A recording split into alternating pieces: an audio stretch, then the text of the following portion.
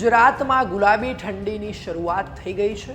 આ અઠવાડિયે જાણે ઠંડીએ માઝા મૂકી હોય તેવું લાગી રહ્યું છે। ગુજરાતમાં ઠંડીનો પારો વધી રહ્યો છે, તેવામાં હવે લોકોએ ગરમ કપડાની વધારે જરૂર પડશે, કારણ કે હવામાનમાં બદલાવ થતાં એવી આગાહી છે કે હજી તાપમાનનો પારો ઘટી શકે તેવી શક્યતા છે।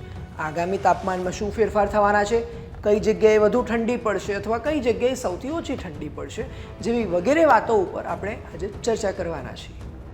નમસ્કાર મિત્રો, હું પાર્થ અને આપ જોઈ રહ્યા છો વાઇબ્સ ઓફ ઇન્ડિયા। સૌથી પહેલાં વાત કરવા જઈએ તો આ વર્ષે અમદાવાદના તાપમાનમાં ઘણો ઘટાડો જોવા મળ્યો છે। છેલ્લા 1-2 દિવસથી તાપમાનમાં લગભગ 12થી 13 સેલ્સિયસ જેટલું નોંધવામાં આવ્યું છે અને હજી એવું સાંભળવામાં આવી રહ્યું છે કે હજી તાપમાનનો પારો ઘટશે।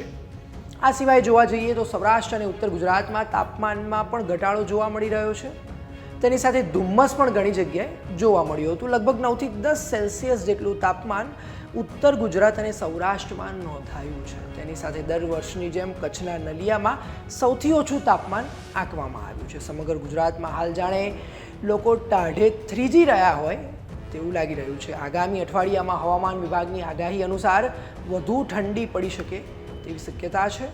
તમારા વિસ્તારમાં ઠંડીનું પ્રમાણ કેવું છે અમને કોમેન્ટ કરી જરૂરથી જણાવશો અને આવી અવનવી અપડેટ્સ માટે જોતા રહો વાઇબ્સ ઓફ ઇન્ડિયા।